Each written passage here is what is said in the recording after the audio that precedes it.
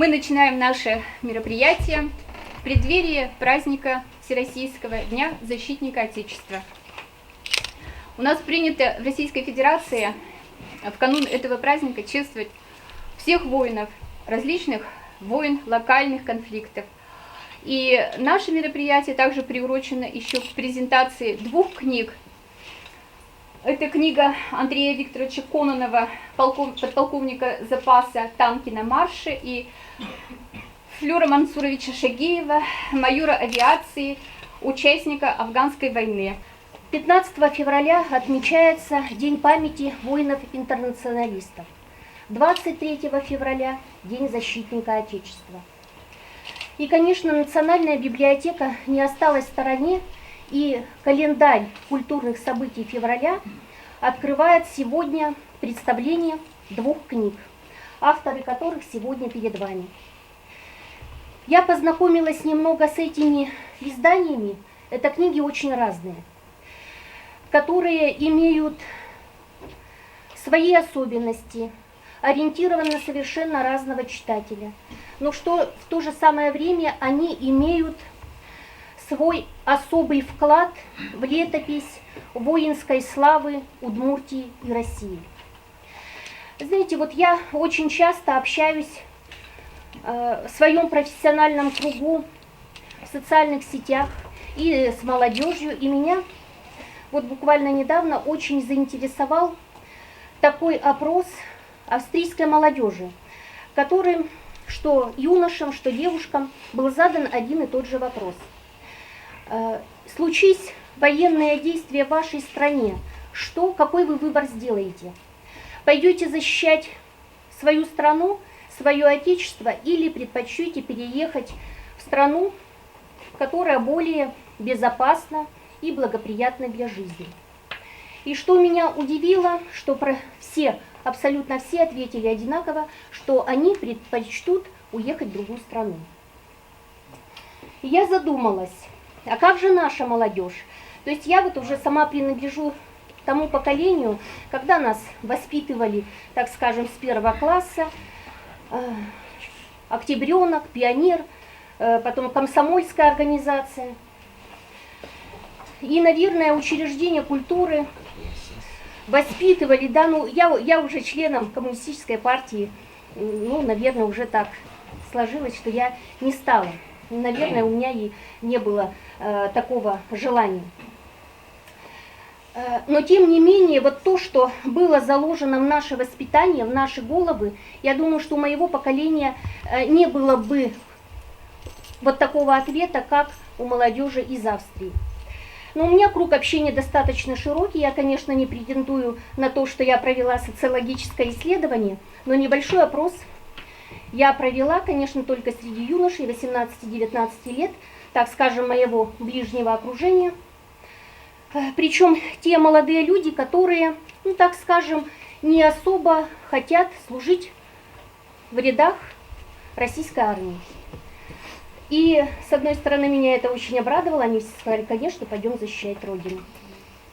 А здесь молодые люди, которые, наверное, вы еще не определились с выбором профессии, но, тем не менее, уже нацелены на то, что вы будущие, наверное, уже настоящие защитники Отечества. И вот мне особенно приятно осознавать то, что вот такими встречами, с такими уникальными людьми, такими важными книгами мы способствуем воспитанию не просто подрастающего поколения, а вообще населения. Пусть это, может быть, будут высокие слова, но тем не менее это доказывается в жизни человека, любящего свою родину и ответственно относящимся к судьбе своей родины. Я надеюсь, что сегодняшняя наша встреча останется в доброй нашей памяти.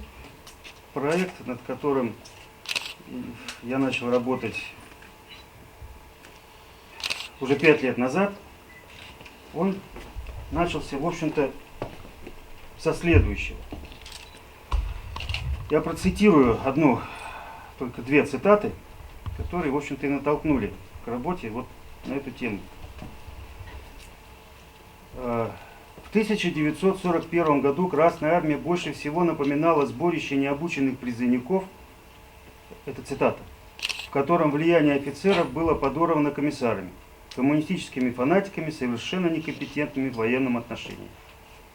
Это написал Дэвид Портер в предисловии к своей книге. Это англичанин, историк, вот, бывший наш союзник по войне. Вот. Книга его называется «Вторая мировая. Стальной вал с Востока». Эта книга в 2011 году была издана в московском издательстве «Эксмо» как справочник-определитель бронетанковой техники. Прочитав эту книгу, я не удержался и начал писать. 3 года я с 2011 года я писал, в 2014 году вышла первая книга.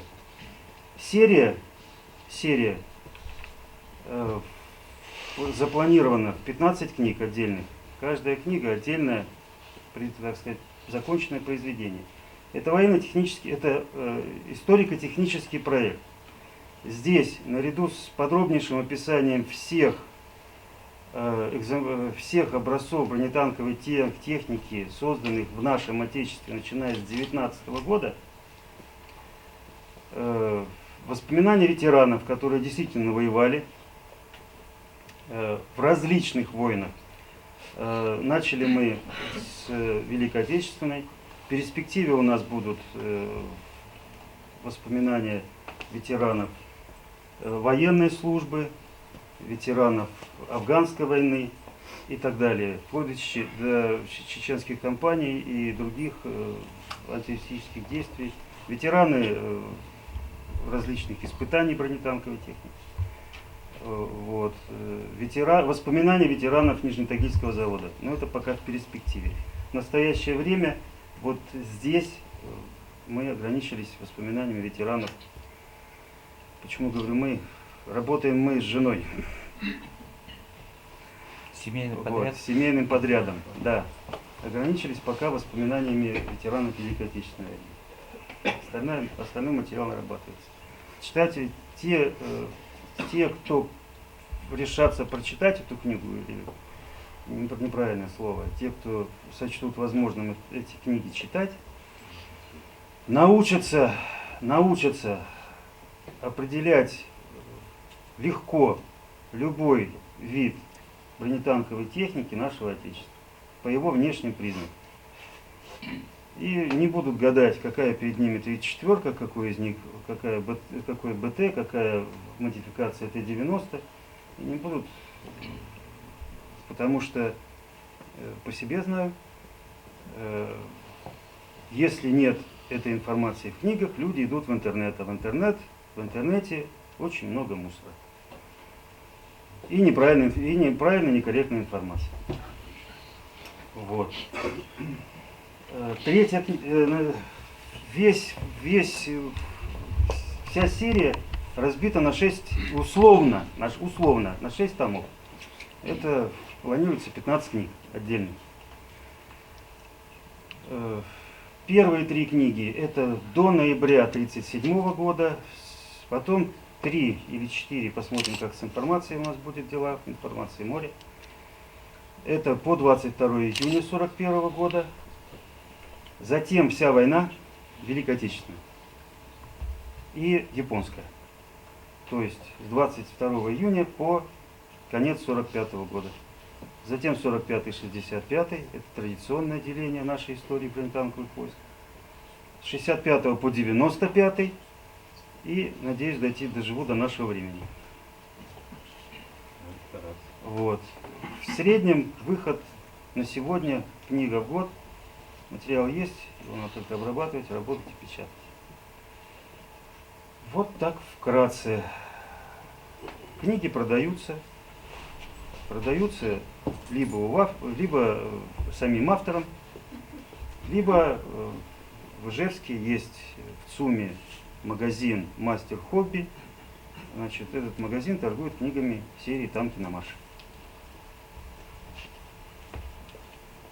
Книги есть в библиотеках, в Национальной библиотеке Удмуртской республики, в библиотеке имени Гайдара. Книга в этом году дошла до музея «Боевая слава Урала» в Верхней Пышме. Все книги серии «Танки на марше» есть в музее, в Центральном музее бронетанковых войск, бронетанкового вооружения и техники в подмосковной Кубинке. Объединяя весь этот массив информации, вот получается вот такая серия.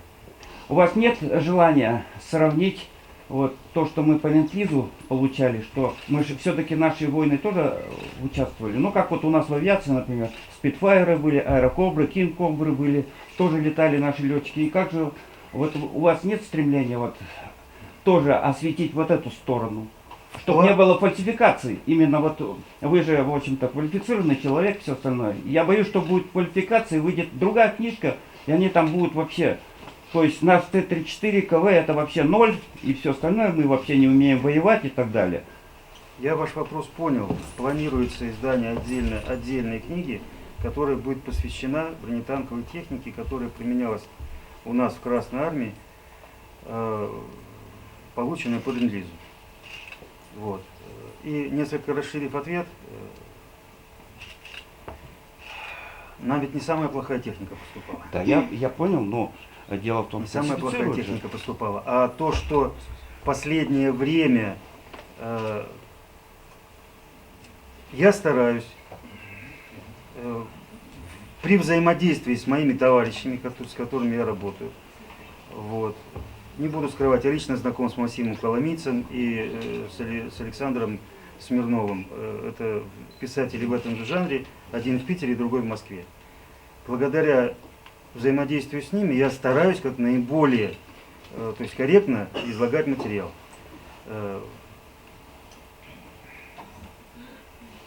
Ведь наши легкие танки 30-х годов не были никчемными. Вот, начнем с этого. И на этом и закончим. Все остальное в книгах. Все остальное в книгах. То есть вам понятно, что я поливать грязью наших конструкторов и наших танкистов не собираюсь. Я не считаю, что за 3 года службы невозможно научить механика-водителя управлять любым типом танка. Наша советская армия доказала, что наши механики-водители танков за 2 года службы были способны пересесть с одной машины на другую без никаких проблем. Я надеюсь, что офицеры понимают, о чем я говорю. Поэтому говорить о том, что наши экипажи были в 1941 году не обучены, это, прошу прощения, некорректно. Это некорректно. Они были обучены. И достаточно обучены. Вот. А то, что получали мы под ленд-лизу, легкий танк Стюарт был лучше бронирован, чем наши легкие танки того периода, 42-43 года. Но имел более слабую пушечку. Английские валентайны отличались хорошей вязкой броней, которая не давала сколов и не ранила экипаж, который находится внутри. Чем отличались наши 34-ки на протяжении всей войны. Но это не значит, что 34-ка это плохо, а валентайн это хорошо. То есть каждая машина имела свои хорошие и плохие стороны, но при умелом использовании можно было добиться, творить чудеса. Поэтому я, в принципе, идя дальше, возможно, я немножко затянул свой ответ. Мне писали, когда вышла первая книга, вторая, мне пишут до сих пор, почему вы не публикуете фотографии подбитых танков. Я уже при прошлой презентации я на этот вопрос не акцентировал внимание. Принципиально решение принято фотографии подбитых танков не публиковать в книге. Не будет в моих книгах фотографий подбитых танков. Если у меня не будет другого варианта.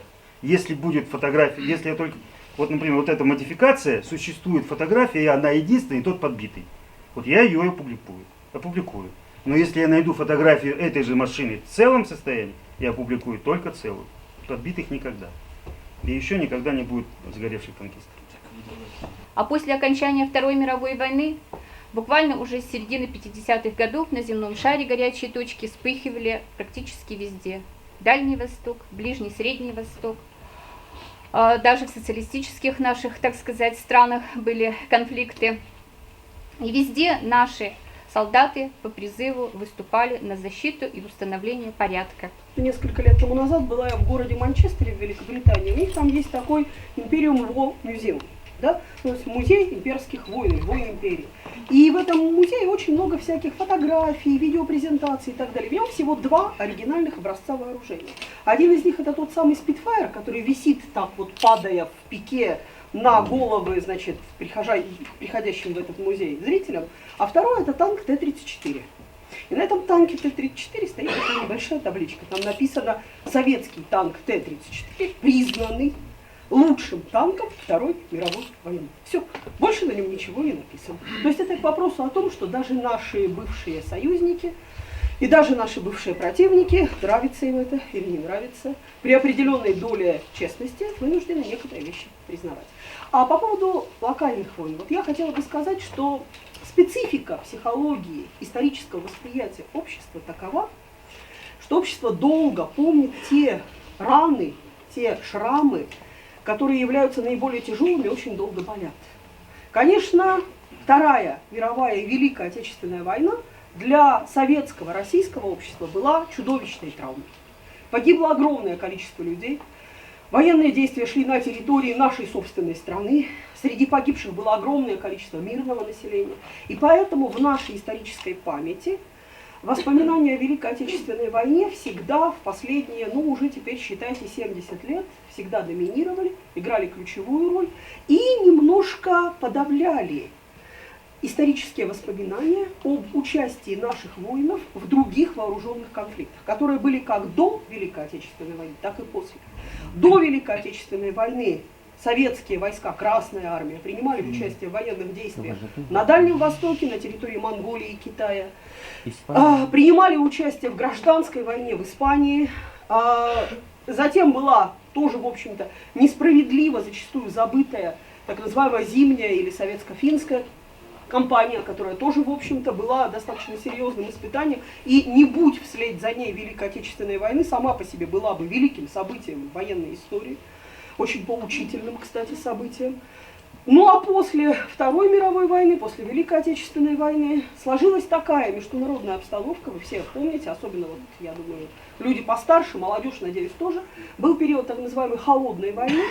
А холодная война представляла собой такую систему глобального противостояния 2 сверхдержав и тех стран-сателлитов, которые входили в блоки, руководимые этими сверхдержавами, которая происходила во всех сферах жизнедеятельности, в экономике, в политике, в дипломатии, в идейной сфере, в сфере культуры и в том числе в военной сфере. Но к тому моменту сила, мощь военная этих 2 сверхдержав была такова, что руководители этих стран прекрасно понимали, что прямой, непосредственный вооруженный конфликт между 2 блоками чреват уничтожением планеты Земля.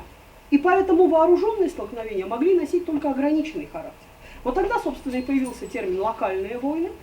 Но мы должны понимать одну очень важную вещь. Вот в обществе, к сожалению, особенно в постсоветский период, сложилось критическое и негативное отношение к участию нашей страны в локальных войнах.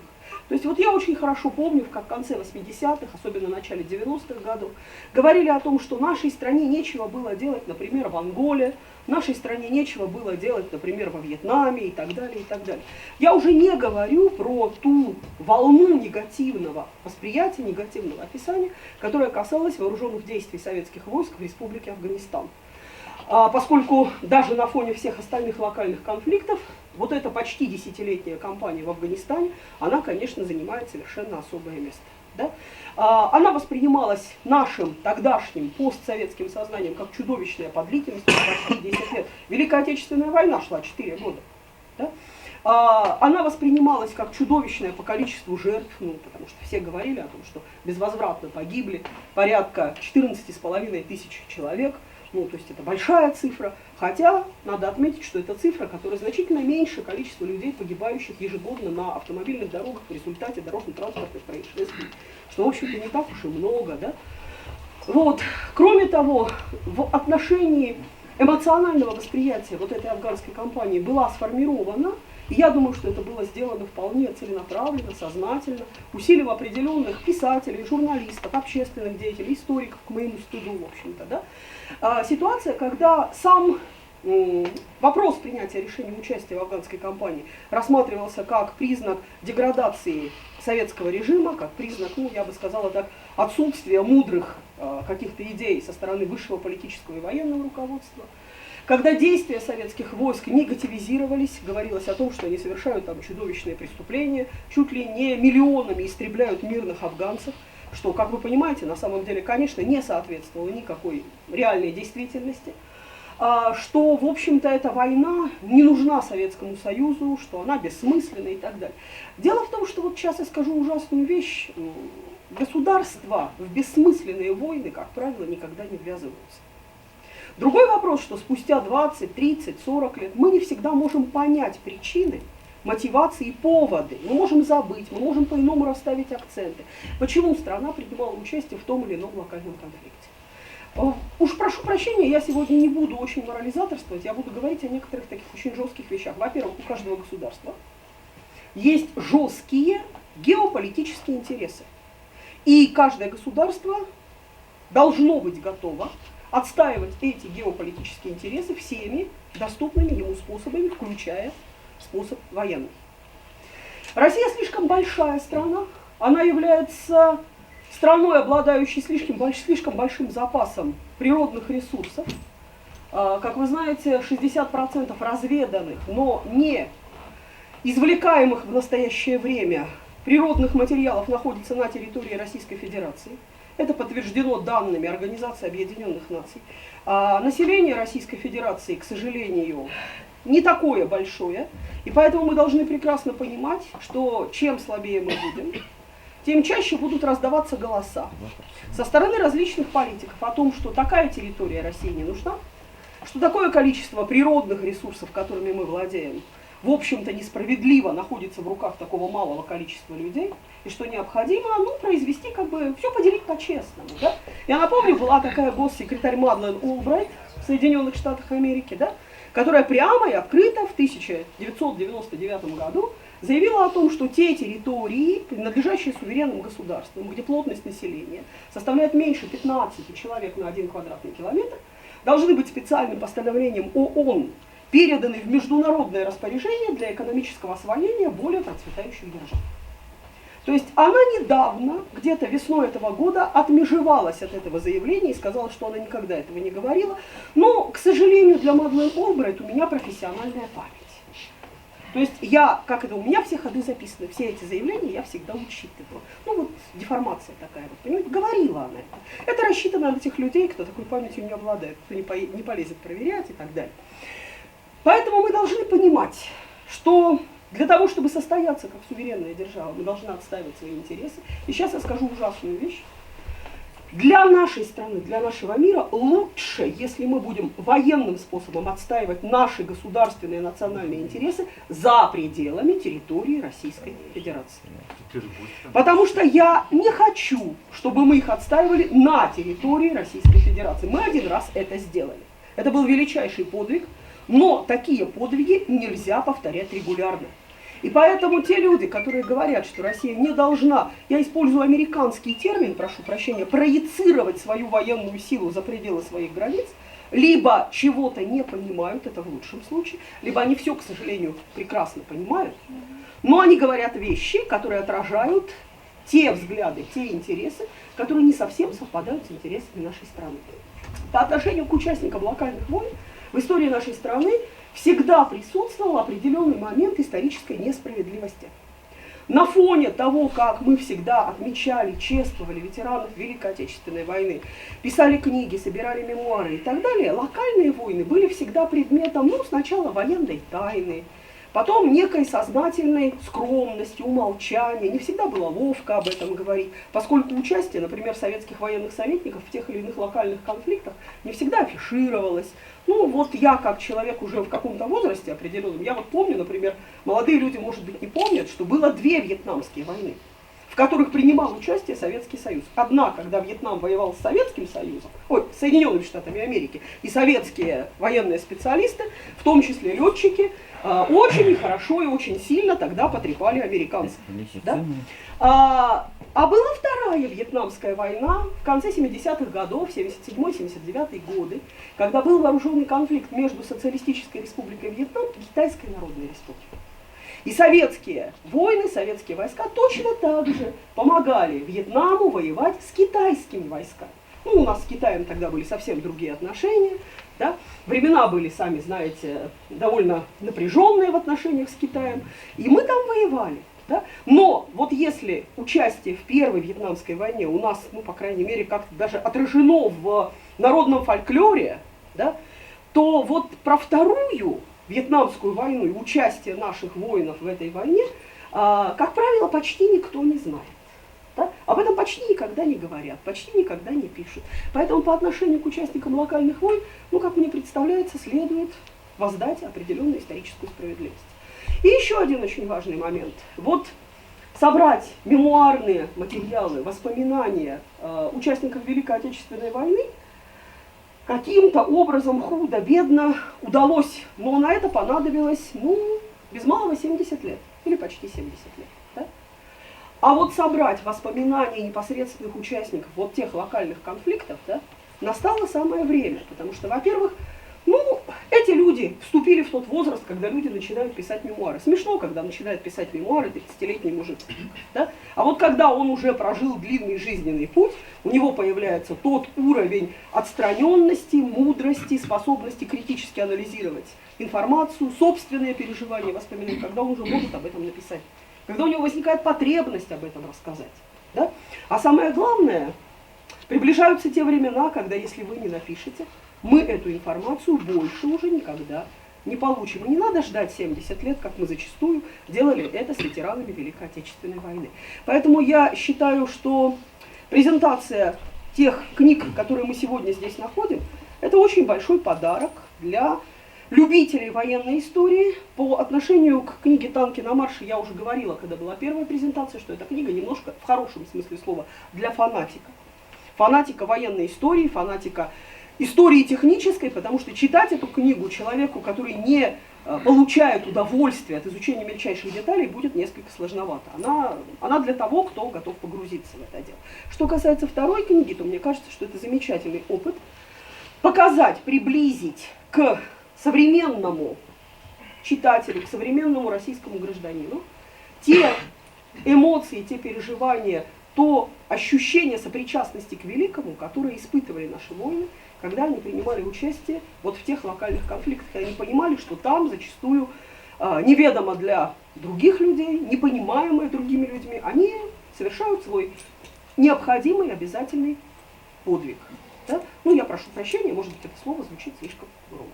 Да? Но мне кажется, что честно выполнить свой воинский долг для военного человека – это подвиг. Хочу сказать, что да, действительно, вот наша организация «Боевое братство» работает уже достаточно давно в Удмуртской республике. Она объединяет большое количество ветеранов боевых действий. Большинство тех ребят, которые принимали участие в написании вот этой книги, находятся здесь сегодня. Вы можете с ней познакомиться, посмотреть в глаза, поглядите, вот они перед вами.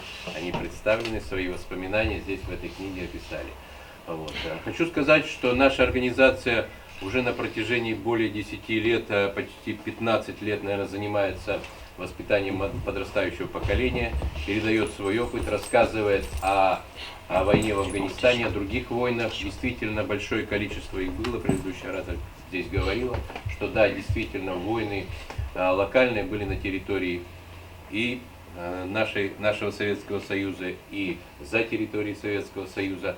Действительно, было достаточно большое количество погибших ребят, и в том числе из нашей Удмуртской республики. Вот. И поэтому, конечно, мы бы хотели показать ребятам, как наши ветераны, как наши вот, офицеры, солдаты сражались, жили в то время, как воевали. Я думаю, что вам тоже надо равняться на них, брать себе самое положительное в своей жизни, учитывать только то, что необходимо. и учиться тому, как нужно защищать свое и любить свое отечество, свою родину. Это, наверное, самое главное для вас. И такой целью мы ставили как раз тогда, когда создавали эту книгу. Мы пришли вот к тому, что создали эту книгу. Я много говорить не буду, здесь есть автор, который непосредственно уже расскажет свои все воспоминания и как он занимался, как создавал эту книгу. Конечно, я рекомендую вам прочитать и хотя бы вот в библиотеке ознакомиться. Это воспоминания вот этих ребят, которые здесь находятся, в Афганистане. Об Афганистане, о своей службе, о своих вот этих сложных днях, годах, проведенных на войне. Поэтому никто из них не заканчивал каких-то литературных институтов, вузов. Они писали так, как они считают это, как они чувствовали, как они жили. Поэтому действительно эта книга получилась поэтому интересной. Поэтому я благодарю организаторов Библиотеку национальную за то, что нас пригласили сюда сегодня. Я думаю, что мы не последний раз встречаемся. А вот наша организация будет заниматься, и в дальнейшем у нас тоже, я думаю, что будут достаточно интересные и монографии, и книги. Поэтому спасибо всем.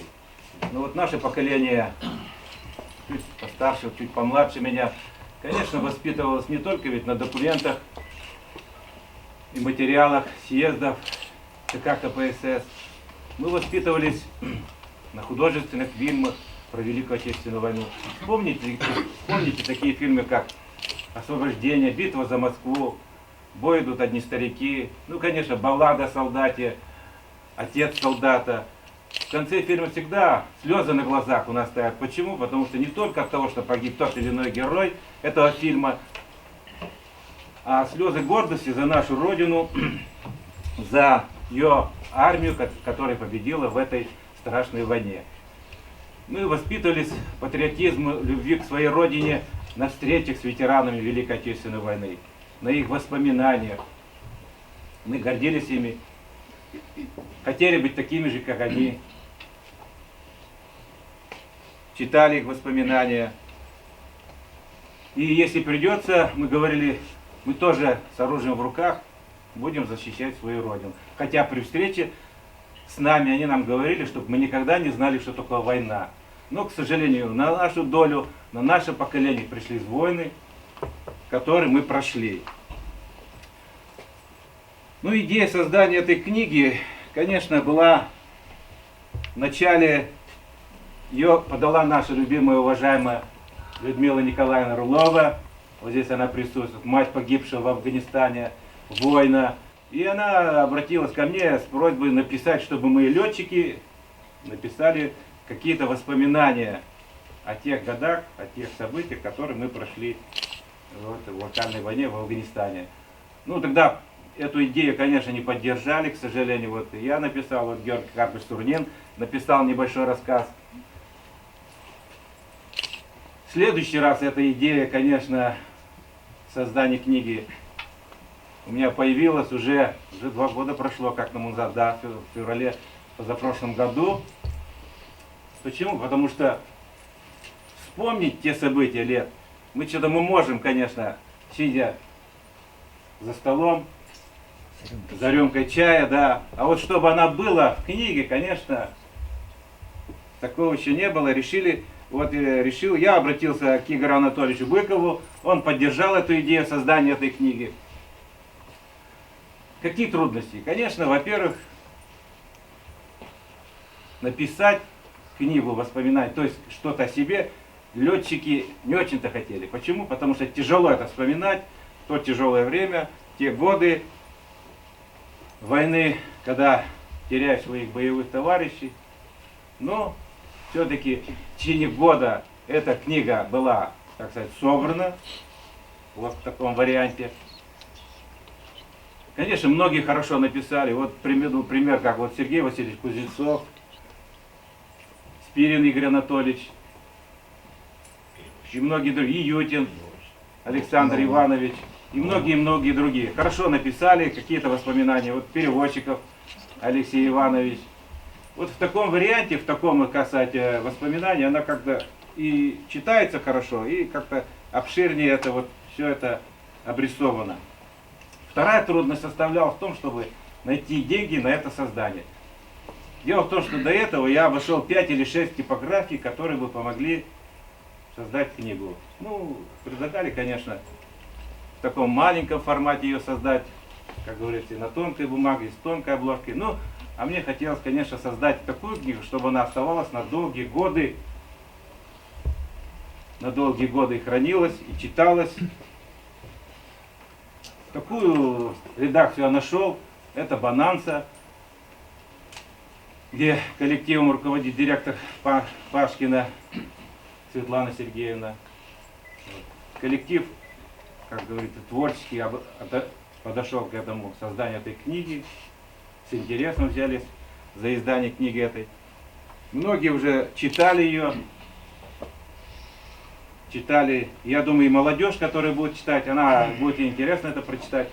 Какие планы еще в будущем? Конечно, у нас здесь только по Удмуртии сотни летчиков живут, которые прошли Афганистан. Да не только Афганистан, ведь эта книга называется «Летчики Удмуртии в небе Афганистана» и в локальных войнах. Сотни их прошли и в Чеченской республике. Конечно, бы хотелось, чтобы и они что-то написали, свои воспоминания.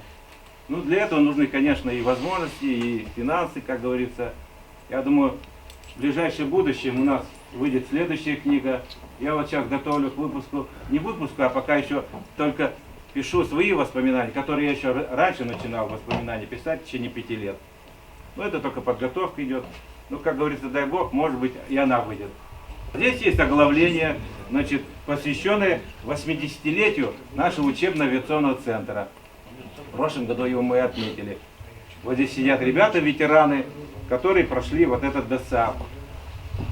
После школы нас, так сказать, пацанов оторвали от школьной парты и посадили на на парту учебную, это на Ми-1.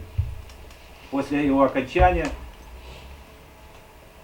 спасибо нашим инструкторам, которые нас научили держаться за ручку управления, мы потом разлетелись по всему тогда еще Большому Советскому Союзу, по авиационным полкам, строевым частям, чтобы научиться летать по-настоящему, чтобы стать, так сказать, первоклассными летчиками. И чтобы в дальнейшем встать на защиту своей Родины, если она нас позовет.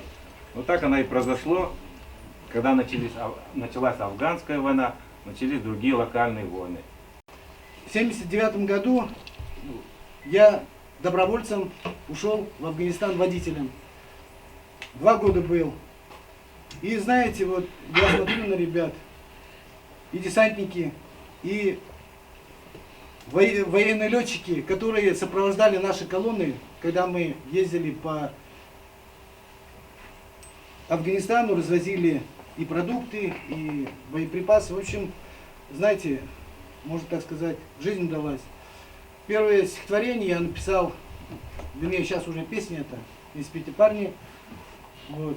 И на данный момент вот, уже наши стихи, семья в нас пишет, вошли в 11 сборников, 4 сборника только семейные. И вот в том году вышел сборник, посвященный 70-летию Победы. Ну, вы знаете, видели, наверное. И знаете, мне радостно, что вот ребята, которые сопровождали нас по горам, по дорогам Афганистана. И у меня есть такое стихотворение, «Боевая эстафета» называется. Мой дед погиб за Украину, освобождая от врагов. Он дом, семью свою покинул, конец судьбы его таков. Я внук его, я кровь от крови, продолжил деда славный путь. Попал в Афган, приказ суровый, заветом дедов верен будь. Мои сыны, его правнуки, пошли по нашим с ним стопам, пройдя Чечню, кровавя руки, как не гордиться именам. Боев и судеб эстафета, что нашей пройденной семьей, мы навсегда запомним это, сражаясь за ее покой. Дело в том, что 3 сына прослужили в Чечне. Ну, слава Богу, пришли живы-здоровы, награждены. И вот знаете, какие бы посты я ни занимал, был директором военно-патриотического клуба «Десантник», военно-патриотического объединения «Память», который, занимаясь не только подготовкой ребят и девчат к службе в армии и поступлению в военное училище мы выезжали еще на поисковые экспедиции по нахождению и захоронению останков солдат и офицеров, погибших в годы Великой Отечественной войны. И знаете, вот молодежь, конечно, этого не знает, но вот эти книги, они как бы путеводителем, пусть служат им. И нехорошо, когда наши рассказывают, когда правильно вы сказали, что собираясь за столом, за чашкой чая или рюмкой чая, это просто мы поговорили все, но чтобы наши знали дети, внуки, правнуки. И если у нас есть такие ветераны, которые прошли через это, то наша страна долго будет жить. И ни один враг ее не завоюет. И еще, вот знаете, собираясь на 2 августа, сколько раз я слышал такие слова. Вот начинают ребята, ну, их понять можно. Воевали, прошли через смерть, грязь и пот. И начинают, я десантура, а ты соляра, ну, танкист или другие рода войск. Какая разница? Самое главное, вы там были, что пришли живы-здоровы. И меня ребята попросили написать, говорит, Володь, напиши, пожалуйста, стихотворение. Вот я написал стихотворение, называется «Спор о главном». Вы до сих пор не можете решить, кто был главней, десант или пехота. А вам судьба дала возможность жить, создать семью, растить детей. Вот ваша главная забота. На вашу долю выпала война. Своих друзей не раз вы хоронили. Что жив остался, не твоя вина. Ведь главное, что вы их не забыли. Вам вспоминается тот горный перевал, соленый пот, израненные ноги, как друг с водою фляжку передал, и от вертушек ждали вы подмоги. Вас побратала серая броня, сдружила кровь, и койка в медсанбате. Кто был в Афгане, стал вам как родня, похожи вы как гильзы в автомате. Друзья мои, я вам желаю жить, любить родных, друзей и землю нашу. Ваш спор, кто главный, навсегда забыть. Дарить семье любовь и нежность вашу. Закончил я местный Ижевский авиационный центр в 1977 году. Потом, значит, было повышение, так сказать, квалификация, другой тип вертолета Ми-4, это город Бузулук, Оренбургская область. Там получили офицерское звание, младший лейтенант. И уже в районе окончания 70-х лет, где-то 78-79, началось такое движение, так сказать. Армии начали требоваться кадры вертолетные, потому что начались на юге на юге, в южном подбрюшье, как тогда говорили, Советского Союза, начались нехорошие движения. Вошли мы туда, правильно вошли, потому что это наш геополитический интерес, поэтому мы туда и вошли. Туда, перед этим нас начали активно военкоматы собирать и предлагать быстренько, как в отечественном называли взлет-посадка, закончить какое-нибудь высшее училище, а их тогда было 2, Сызрань и Саратов. Кто год, кто 3 месяца. Ну, практику мы уже имели, поэтому для, так сказать, проформы надо было изучить еще теорию еще одного типа вертолета. Это самого лучшего вертолета Ми-8, на котором я и летал. Вот уже начали первые цинковые гробы привозить, когда мы заканчивали это училище саратовское. И быстренько распределили первую часть обучаемых, потом пошли 2-я, 3-я, 4-я и так далее, и так далее. В 80-м году я по распределению попал на Западную Украину.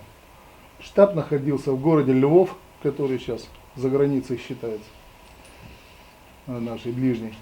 Во Львов приехал осенью по распределению. У нас приехало человек 12 с Саратовского училища.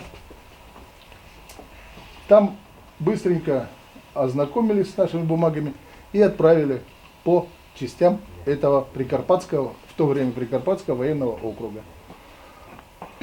У нас несколько человек попало, 300,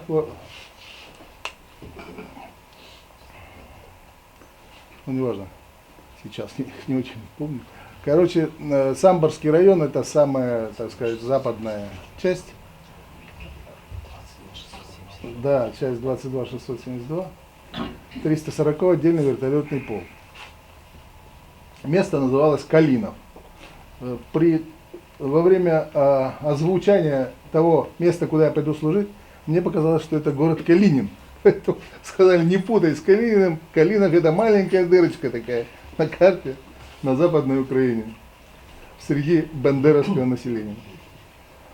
Полк отличный, летали классно и все больше и больше наращивали свой опыт боевой. И уже в 1981 году было колебание такое, куда отправить одну из эскадрилей этого полка, или в Польшу, где тоже была суета, или в Афганистан, где еще больше боевых действий. Ну, решили нас отправить в Афганистан. Быстренько эскадрилья, все, в сборе. Это 20 вертолетов Ми-8 с техниками, с обслугой. Быстренько собрали весь состав, чемоданчики и в грузовой военно-транспортный самолет посадили. Ил-76 на то время был. С сырого, дождливого Калинова нас быстренько пересаживают в Среднюю Азию, город Какайты. Там, значит, месяц осваиваемся, привыкаем к климату, летаем на разные высоты, на разные пыльные площадки. И через месяц тем же самолетом Кандагар, южная точка Афганистана. В Кандагаре, значит, аэродром шикарный, бывшая столица. Аэродром строили американцы. Понравилась нам посадка на этом аэродроме, мягонько так сели, все. Но когда привезли в сам военный городок, и когда начались первые дни там пребывания, хорошего мало. В то время, в 1981 году, еще не было там ни кондиционеров, ничего, были сборные модули. До меня вообще люди жили в палатках, есть тут у нас коллеги, которые там еще и модулей не видели в 80-м году. В 81-м уже собрали модули, вместо кондиционеров в окно ставили из бомб-атары ящик сколоченный, набитый колючкой, его поливал дежурной водой, дежурный по комнате. И за ночь при открытой двери и открытом вот этом окне получался кондиционер современный, ну, действующий. Охлаждая воду, горячий воздух проходил, и в комнату попадал уже прохладный. Так мы мерзли, лежали всю ночь. Но еще при этом оборачивались сырыми простынями, чтобы было чуть-чуть посвежее.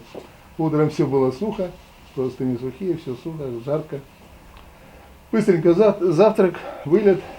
Если чуть-чуть припоздал с вылетом или летишь уже после первого вылета, то за ручку летом взяться без перчатки или за ручку управления вертолета невозможно. Температура очень, так сказать, высокая. 50, но в кабине 55 доходила.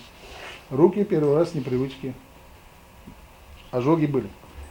Ну, основные задачи, которые мы выполняли на своих Ми-8, это сопровождение колонн, которые везли в Афганистан, топливо, пищу, продукты. В основном топливо. Ну и боезапас. Сопровождали парой, 24-х тогда нам не выделяли, поэтому пара поднимется, повисит часа 2-3 над колонной, передает по мере уменьшения топлива другой паре, и так вот мы менялись. Служба вообще прошла хорошо, так как я стою здесь, удачно. Думаю, что отвоевали, много было интересных случаев, много смешных, много грустных. Потеряли мы зама командира эскадрильи в этой командировке в первой. Зам командира эскадрильи Бабенко Николай Васильевич, майор. Они осуществляли разведку парой Ми-8 в пустыне, которая находилась в нашей зоне ответственности. И пролетев эту пустыню, нарвались на переправу через реку Гельмент. Значит, недалеко вот этот кусочек я описал в книге, можете подробнее прочитать, я вкратце его просто зацепил.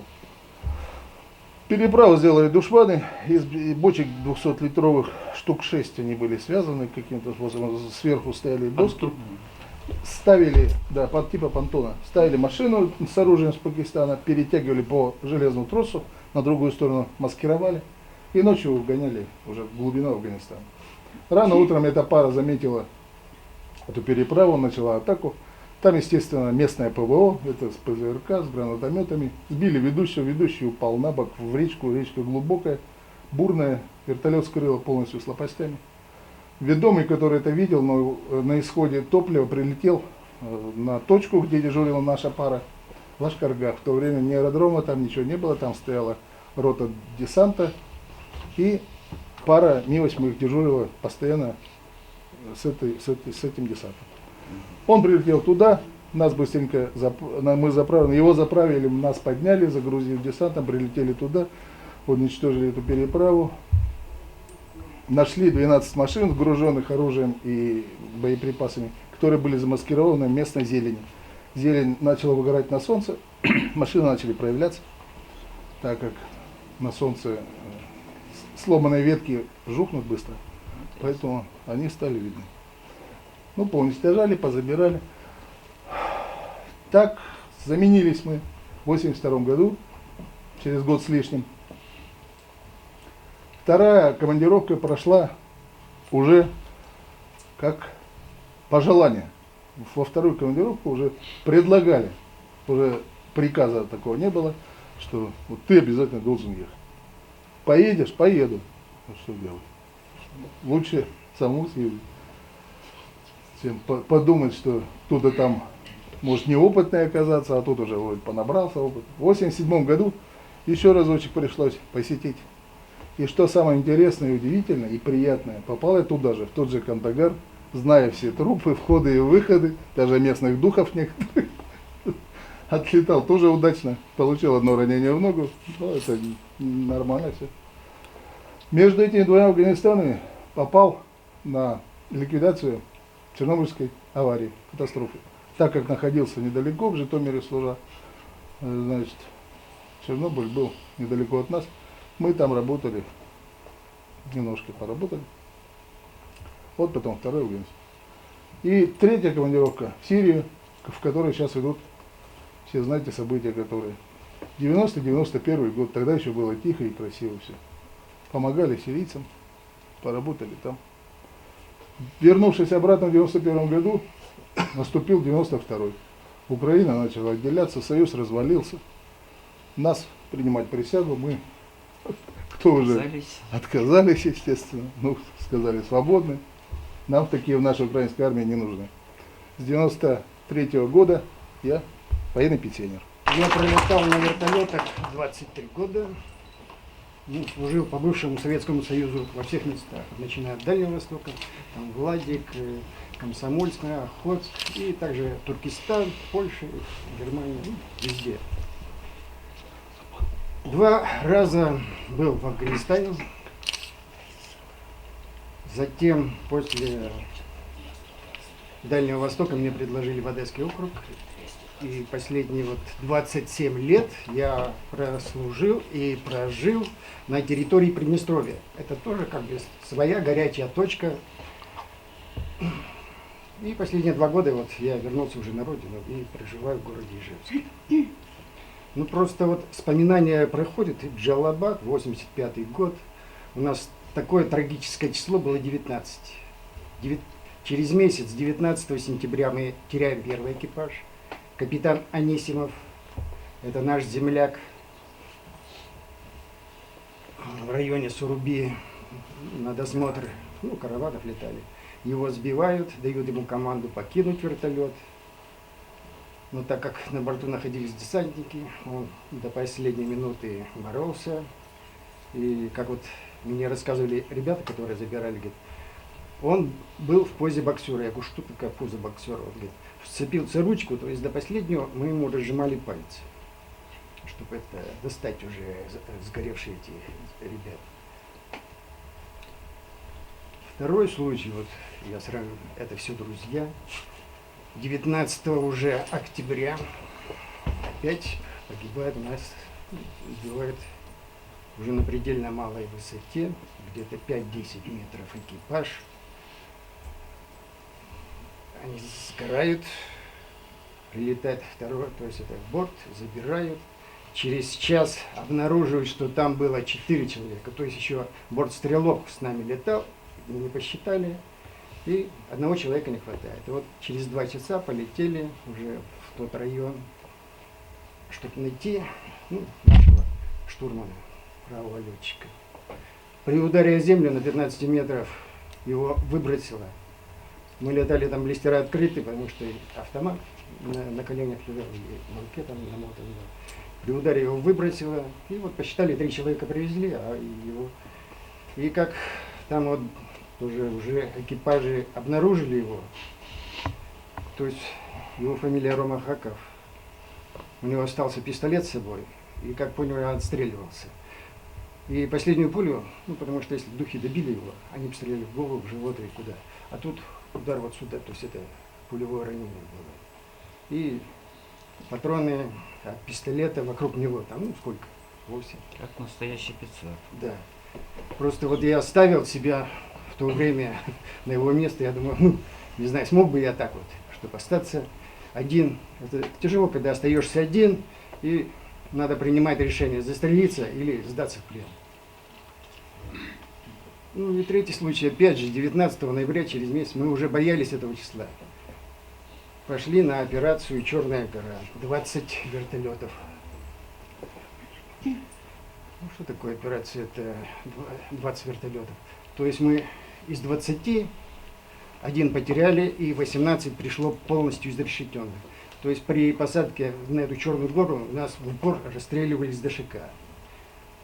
Руководил операцией генерал Семенов с воздуха. Когда доложили первая четверка, невозможно сесть, идет обстрел. Он продолжает операцию. И вот это мы понесли очень большие потери. Потеряли Кабульского командира, ему прямо в сердце пуля попала под бронежилет. И моего, как говорится, лучшего друга.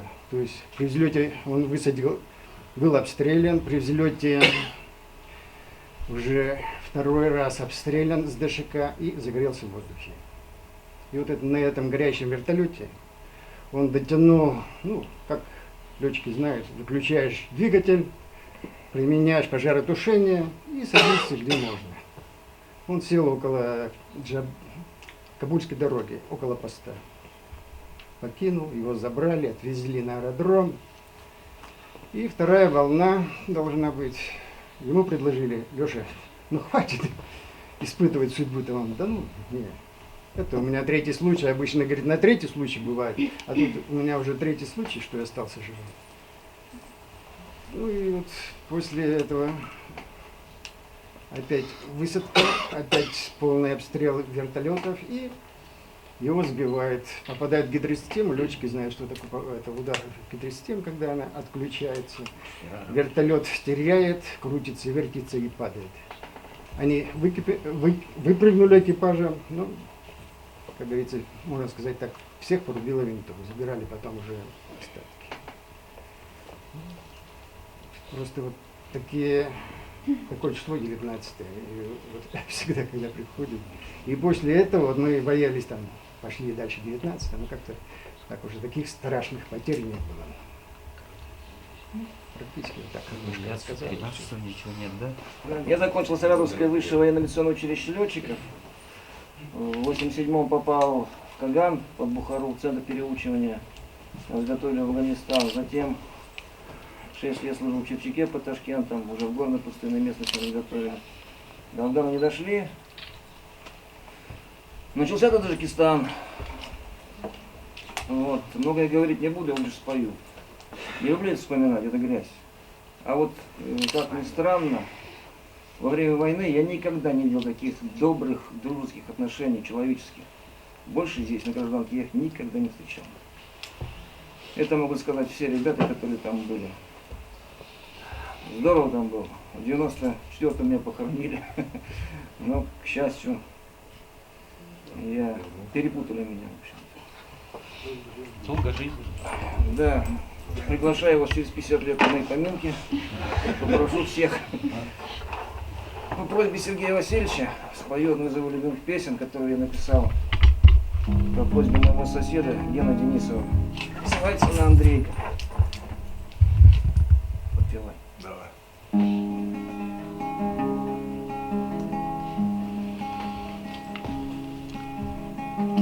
По большому поводу или без причин собралась компания молодых мужчин. Подносите носики, командир, налей. Третий за оставшихся в памяти друзей. Третий за оставшихся в памяти друзей. С Андрейкой пили и песни пели, на всю катушку жить умели. Мы с ним летали, мы рядом спали, мы вместе холостяковали. Мы с ним чудили, мы с ним любили и воевали не за медали. Нас дома ждали, да вот в Афгане его убили. Кожанки, комбезы пахнут керосином, в опустевших пачках смятые бычки. Снятся ребятишкам звезды в небе синем, русский лес и поле, звонкие сверчки. Русский лес и поле, звонкие сверчки.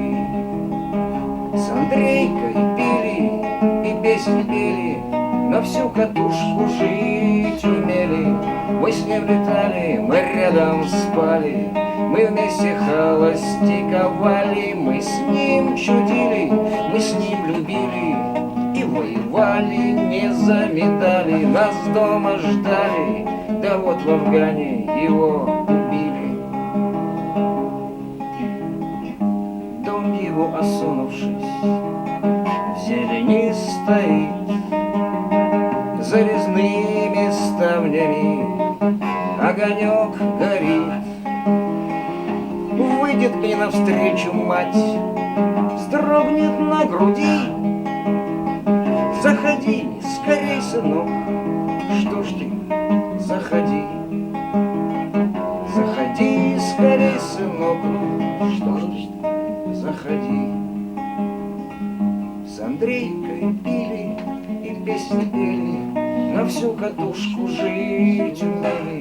Мы с ним летали, мы рядом спали, мы вместе холостяковали. Мы с ним чудили, мы с ним любили и воевали не за медали. Нас дома ждали, да вот в Афгане его убили. По большому поводу или без причин собралась компания пожилых мужчин. Подносите носики, командир, налей. Третий за оставшихся в памяти друзей. Третий за оставшихся в памяти друзей. С Андрейкой пили и песни пели, на всю катушку жить умели. Мы с ним летали, мы рядом спали, мы вместе холостяковали. Мы с ним чудили, мы с ним любили и воевали не за медали. Нас дома ждали, да вот в Афгане его убили. Высока, высока над землей синева, это мирное небо над Родиной. Но простые, строгие, слышит слова, боевым награждается орденом. Это значит, что где-то в ночной тишине злые пули надрывно свистят, и что в этой войне, как на всякой борьбе, жизнь и смерть снова рядом стоят. Это значит, что в этом суровом бою твой ровесник, земляк, твой сосед защищает любовь и надежду твою, наших окон приветливых свет, защищая все то, чем мы так дорожим. Он ведет этот праведный бой, наше счастье и труд, нашу мирную жизнь от беды заслоняя собой. Высока, высока, над звезд синева, это мирное небо над Родиной, но простые, строгие, слышим слова, воевым награждается орденом.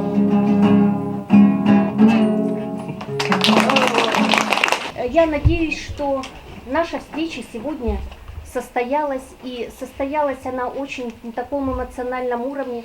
С одной стороны, вот я сейчас, у меня всегда после таких встреч, связанных с нашей военной историей, с подвигов наших граждан, вызывает очень много эмоций. Если я, как говорят, что как руководитель учреждения, но я всегда стараюсь высказывать свою гражданскую позицию. И позвольте еще несколько минут внимания. На самом деле время непростое. И оно, наверное, простым никогда в нашем государстве не было. В 90-е годы, когда совсем еще юной девчонкой я пришла работать в библиотеку, после окончания вузов, какой поток был информации на нас вылет, причем из наших средств массовой информации российских, то есть смутное время, когда подвиг наших дедов во время Великой Отечественной войны пытались опорочить. Но в то время мне настолько было это обидно и больно читать, хотя я повторяю, что я вот совсем еще юная была, потому что на самом деле я росла среди тех людей, которые прошли эти страшные годы. И не только на войне, но и в тылу. И если бы склониться вот к тому мнению, которое было высказано в то время, это значит предать память своих предков. На самом деле, ведь ни одну семью в нашей стране не обошла трагедия войны. И потом уже в течение, тогда, может быть, своим юношеским максимализмом высказывал, но с годами приобретается свой опыт жизненный. И очень часто меня судьба сталкивала с теми людьми, и что печально, именно с представителями интеллигенции, которые влияют на умы, на воспитание подрастающего поколения, когда они высказывали сомнения в подвиге таких наших героев, как Александра Матросова, Зои Космодемьянской. Вот знаете, буквально в таких беседах, ну, наверное, вот едешь в поезде, бывают собеседники, я говорю, пожалуйста, оставьте эти имена в покое. Вы задумайтесь, что им было по 19-18 лет. И на тот момент, когда они совершали свой подвиг, они не думали, что они его совершают. Они действовали так, как считали нужным в тот момент. И знаете, они говорили, ведь на самом деле, я говорю, у вас же дети есть, вот вы представляете своих сыновей, которому 18 или 19 лет, что он на войне. Меня не обошли, наверное, и стороной, как и многих граждан, события и локальных войн. Мои, так скажем, не одноклассники, наверное, просто учились вместе в школе, многие не вернулись с тех, вот как сейчас было сказано, компаний. Ну, вот как компании, я тоже, мне это сложно сказать, но я счастлива, вот что сегодня Наталья Николаевна, когда представляла, что есть у нас такие педагоги с такой твердой гражданской позицией, которые на самом деле влияют на воспитание тех студентов, тех своих учеников, которые обучаются в наших вузах, учебных заведениях. Чему я это и говорю? Когда мы открывали мероприятие, я сказала, что мы февраль открываем вот сегодняшней встречей. 18 февраля свою гражданскую позицию высказывают сотрудники Национальной библиотеки, открывая акцию «Весточка с фронта». Эта идея появилась, может быть, даже спонтанно, то есть случай какой-то сподвиг на это. Во многих семьях сохранились или уже, так скажем, их бережно сохраняют письма времен Великой Отечественной войны. У кого-то, может быть, это дедушки, прадедушки, у кого-то дяди, но у многих, вот у меня, к сожалению, в семье не сохранилось ничего. Ну, наверное, не было возможности, не было этих писем. Это очень дорогостоящие работы именно по материалам, и тем не менее мы рискнули, мы не имеем финансовых средств на это, у нас есть специалисты в библиотеке, у нас есть оборудование, у нас есть желание. И вот я обращаюсь к вам, кто знает, может вот я с вопросом, у кого есть в семейных архивах письма времен Великой Отечественной войны? Фотографии есть. Есть. И фотографии, в принципе. Ну вот фотографии мы, может быть, реставрацией не занимаемся, но мы вот хотим обратиться, то есть, к жителям Удмуртской республики, и не только к жителям Удмуртской республики, может быть, кто-то уехал, но герои тех лет, которые уроженцы нашей республики, нам бы хотелось свою лепту в сохранении этой памяти внести. И вот 18 февраля мы старт этой гражданской акции даем. Спасибо всем огромное за участие. Любая такая встреча, конечно, она требует много усилий и труда. Я надеюсь, что наши встречи, они будут почаще сегодня, потому что это очень важно. Всего вам доброго, здоровья и благополучия.